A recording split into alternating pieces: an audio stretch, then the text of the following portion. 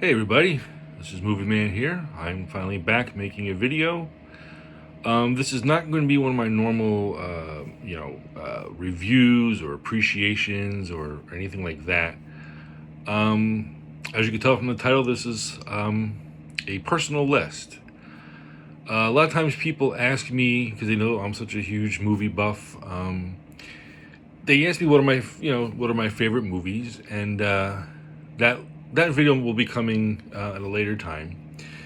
But sometimes people ask me who are trying to watch or expand their movie watching horizons, what are the best movies I've ever seen?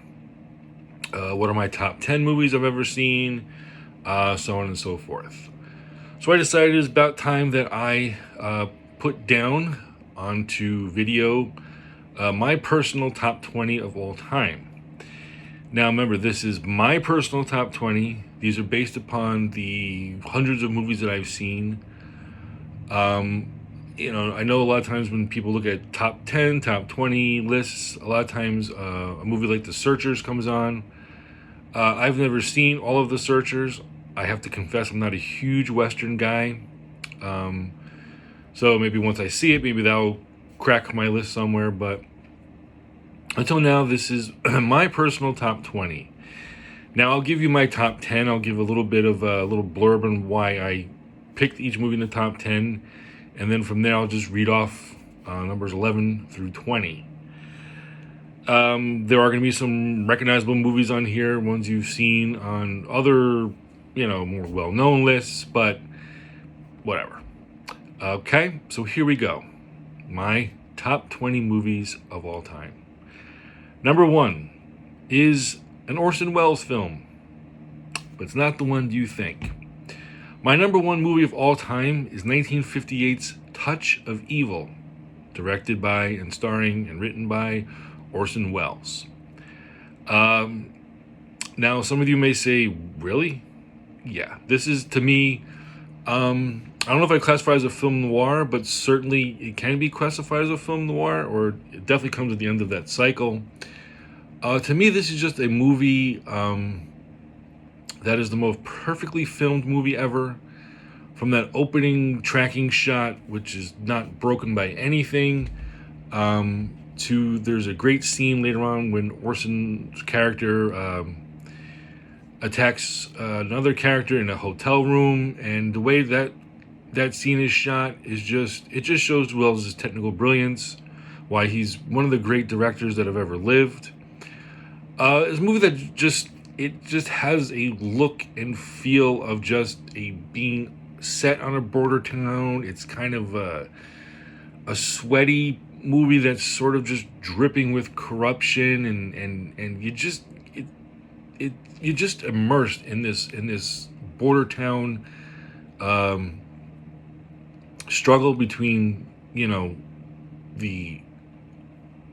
I guess I don't want to say good and evil, but since it's called Touch of Evil, I guess we can say between right and wrong, and how power can corrupt you and sort of cloud your judgment. Yes, you can get past Charlton Heston playing a Mexican. He's fine in the role. Janet Leigh is very good. Wells, of course, is great. Most people remember Dennis Weaver's crazy, hopped up hotel owner. From top to bottom, I just think this is the best movie ever made. Number 2, Orson Welles claims the top 2 spots with, you guessed it, Citizen Kane. Now, there's nothing I can say about Citizen Kane that has not been said already. It's just a very powerful, sad tale about one man's fall from grace. Again, another movie about the corrupting. The corruption of power. It's kind of a sad movie as well. Like I said, here's this great, powerful man, and his final word, I don't want to give it away, but sorry if you haven't seen it, spoiler, and all he ever really wants is his childhood sled. That's his memory. Number 3, The Godfather. Again, no big surprise. Again, another movie about evil and the corruption of power. Michael Corleone's transformation from somebody who wants to stay away from the family business to being perhaps the most ruthless one of all, is, very shocking. To me, the Godfather movies 1 and 2, it really plays like either a Greek tragedy or a Shakespearean tragedy. I love Gordon Willis's, photography in this one. Again, it's the cast is great, and there's just not much I can say about it that hasn't already been said. But I think it's, again, look at these top 3 movies, and it's all about corruption, power, and evil. Number 4, The Adventures of Robin Hood. Now, this one might be, people saying, what, top 10? Yes, I'm sorry, it is top 10. To me, it is the best cast movie of all time. You cannot watch this movie and see anybody else in the roles that these actors are playing. Find me anybody else that has ever or could ever be a better Robin Hood than Errol Flynn. Find me anybody that could be a better Sir Guy of Gisborne than Basil Rathbone.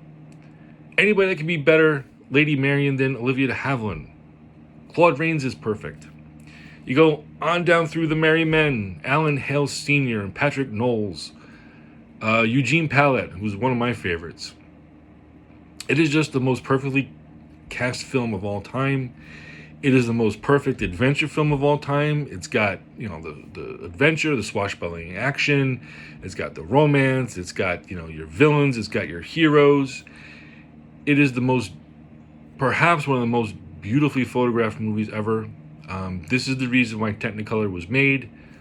The sets, the props, the costumes. It's just the best adventure movie ever made. Number 5, Greed. This is Erich von Stroheim's silent epic. If you're not familiar with the movie, it was originally about 6 to 8 hours. He basically shot the entire book from cover to cover. And of course, there's no way that an 8-hour movie could ever be released. So the studio took it away from him and cut it to roughly about 2.5 hours. Von Stroheim's never really distanced himself from the movie, but he was, he said, the man who edited this had nothing on his head but a hat. Could be true. I know over the years, Turner Classic Movies have sort of gone back and sort of restored some of the cut scenes via still photographs, because the cut scenes don't exist anymore, sadly. But again, much like my top 3 movies, this one is about greed and the corruption of greed, the power of greed. It centers on a man named McTeague, whose wife wins the lottery and who basically hoards all the money from him. And it does not lead to a good conclusion for them as a couple. The ending of the movie, there's a great fight in Death Valley. If you know anything about the making of this movie, somebody died while they were shooting in Death Valley. And just that, those last images really are very memorable. Number 6, Vertigo. Shocker, I know. Vertigo, I will be honest, is not my favorite Hitchcock movie. But it's in my top 5 Hitchcock movies. I've always said about Vertigo, you can teach an entire college course on just the psychology of this movie and just how screwed up it is. A police detective falls in love with the woman he's supposed to be trailing.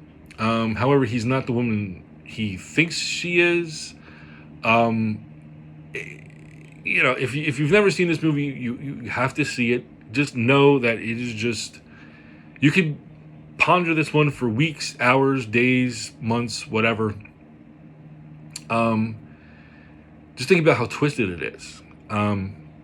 It probably is Hitchcock's best movie. Of course, without giving anything away, there's a couple of shots I really love. There's that shot about halfway through the movie where we're looking down over a church tower and you see a person laying on a roof, and you see James Stewart, who plays the, I guess for better terms, the protagonist, stumbling out. It's just a beautiful shot. And of course, there is that ending shot, which, without giving the movie away, leaves you wondering what the character might do if this movie was to continue. Does he jump? Does he not jump? I think he jumps, but that's just me. Number 7, Ron. This was the first Kurosawa film I ever saw, and it has stuck with me ever since. Again, it's not my favorite. My favorite Kurosawa film is High and Low, but this one is my second favorite. It includes battle scenes like I've never seen before in my life. Just the most perfectly orchestrated battle scenes ever. It is Kurosawa's version of King Lear, and like he has done before with like Throne of Blood, he mines Shakespeare for story ideas. It's epic on every scale, and it's a good introduction to anybody who wants to get into Japanese cinema, learn more about Kurosawa. So it's worth checking out. Number 8, Blue Velvet. Now, I am a huge David Lynch fan. He and Hitchcock are my two favorites. I think Blue Velvet is the best movie of the 1980s. When people ask me why I think that, and why I think this is one of the 10 best movies ever, I can't answer that question. I don't know.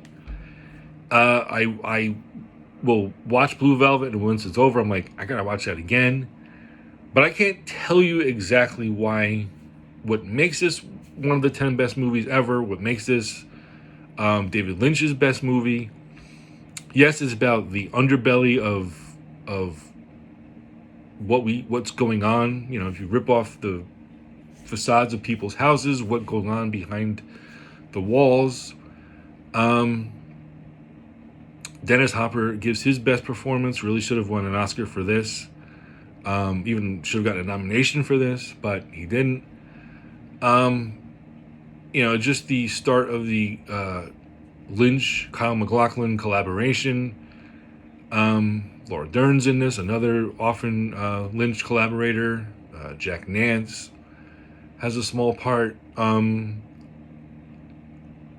Like I said, I can't explain why I think this is in the top 10. It's a great movie. It has to be seen. And I'll just leave it at that. My number 9 film, Detour, 1945, Edward G. Ulmer. Yes, this is a barely over an hour movie made on the dirt cheap. I think it's the best film noir ever made. This is what the essence of film noir is. A down on his luck man caught in an unfortunate situation, and it just spirals from there. Tom Neal is the perfect, I guess, unfortunate protagonist. What makes this movie, aside from the premise, is Anne Savage, whose performance lives up to her last name. She has just that voice that is like nails on a blackboard. There's something about her is just a raw beauty. And it's just the most perfect film noir ever made. Right behind it is Double Indemnity, which is a all-time favorite. I just think this is what film noir is all about, and she makes the perfect, I guess, femme fatale, I guess we will call her. But that's what I'll say about Detour. All right, my last movie in the top 10 is King Kong, the 1933 version. Don't flip out and think I'm talking about the 76 or the Peter Jackson version. The 1933 King Kong movie, if you grew up like me, you watched this every Thanksgiving. It was always on local WOR channel. It is the second greatest adventure film, in my opinion, behind Adventures of Robin Hood. I watch it and still am amazed how they did this in 1933.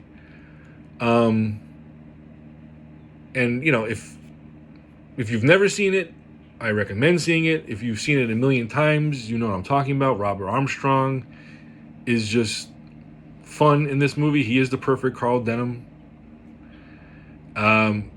Willis O'Brien's special effects are A++++. Fay Wray, of course, the famous scream. It's just a wonderfully imaginative movie. And the time when it came out, people needed escapism, and King Kong gave it escapism. As a little side note, some of the sets were used a year earlier in another Fay Wray, Robert Armstrong movie called The Most Dangerous Game. If you ever watch that movie, you will recognize some of the jungle sets from King Kong. So that's my top 10, and that's why they're in my top 10. And now I'll give you my second 10. At number 11 is Metropolis, the greatest science fiction movie of the first, let's say, 50 years of cinema. Number 12 is 2001, the second greatest science fiction movie. Number 13 is The Red Shoes. I'm a big Powell Pressburger fan. The Red Shoes, Black Narcissus, Tales of Hoffman are my three favorites. Number 14 is M, the original 1931 German version. Number 15 is Blade Runner. 16, The Wizard of Oz. I mean, come on, who doesn't like The Wizard of Oz? Number 17 is 1979's Stalker, Andrei Tarkovsky. This one is just an experience. It's not so much a movie as an experience. Number 18 is Schindler's List. It's the first movie I ever watched in the movies that made me cry. And you can't watch it and not come away unchanged. It just changes you as a person to understand how truly evil people can be. I'm not talking about cinematic evil, I'm talking about actual evil. Number 19 is Star Wars. I saw this as a 6-year-old kid. And, you know, let's forget about all the movies after Return of the Jedi. To me, you know, other than Rogue One, that was pretty good. But Star Wars will always be the first and the best. And number 20 is some people call it a documentary. I don't. It's Koyaanisqatsi, which translates into Life Out of Balance or Life in Chaos. It is what cinema should be. It's music and images, no words. What I mean by it is what cinema should be is it should just, I don't know how to describe this movie other than, I don't know how to describe this movie. It's another one that just immerses you, sucks you in, immerses you, hypnotizes you. I know some people complain about Philip Glass's score, but without it, it's a completely different experience. But it is another movie that has to be seen. Actually, not seen, I call it experience. You have to experience Koyaanisqatsi. So that's it. That is my top 20. I might make this a series, do another 20, maybe I'll go up to 100. But I would love to know what you guys think about my list. Be nice, though. Put the comments down below. Hey, give me some of your top movies of all time, what you think. And again, if you agree with my choices, if you disagree, let me know. Be respectful. And like I said, let me know what your top 10, 20, 100, whatever you want to tell me are. I'll be back later this week to do a review of a movie that has to be seen to be believed. And I don't mean that in a positive way. This is maybe one of the most, not maybe, it is one of the worst movies possibly of all time. One of the worst movies of the 1980s. I just feel like talking about it because it's just so bad. I'll give you a hint. The title of the movie rhymes with bad. And that's all I'll say about it. See if you can guess it. Anyway, this is the Movie Man. Enjoy the movies. I hope everybody is safe and healthy. And just trying to find some peace in this crazy, crazy world.